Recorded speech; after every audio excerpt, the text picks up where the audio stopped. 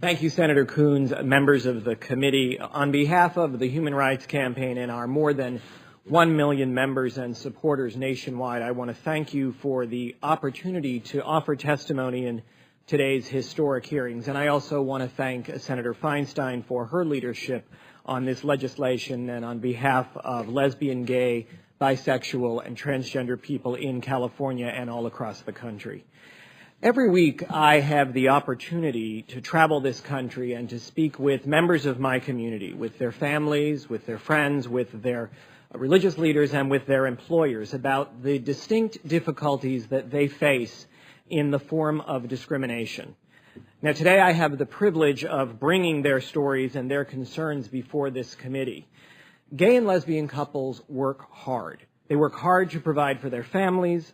They work hard to provide quality health care. They work hard to plan for retirement and to save for college, just like their friends and family, just like their neighbors and coworkers.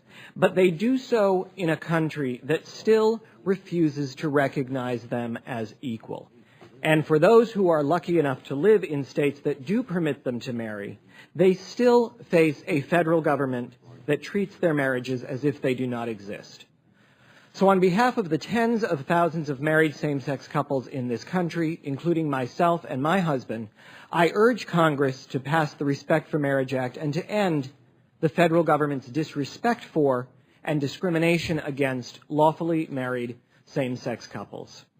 DOMA harms thousands of families as they try to manage the day-to-day issues of their lives. Families like Rachel Black and Lee Matthews from the Bronx, who are here today with their beautiful daughter, Nora.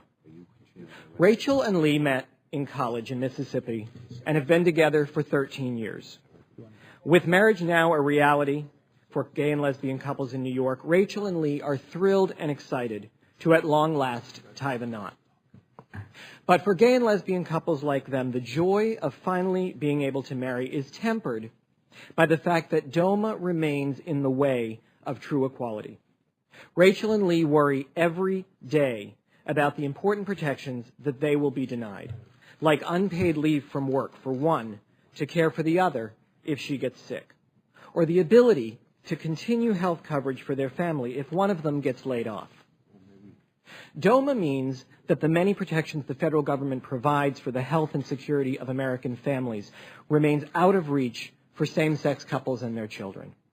It keeps, for instance, gay and lesbian Americans from sponsoring their spouses for immigration to the United States, forcing binational couples to choose between love and country. It deprives surviving same-sex spouses of crucial Social Security benefits earned by their loved ones through years of hard work. Senator Feinstein asked about the impact of DOMA on Don't Ask, Don't Tell. It even bars the spouse of a gay or lesbian service member or veteran from being buried with him or her in a veteran's cemetery. As you've heard today, particularly from those who have felt firsthand the hardship imposed by DOMA, the impact of this discriminatory law is real and it is unconscionable. It is long past time for the federal government to end its discrimination against lawfully married same-sex couples.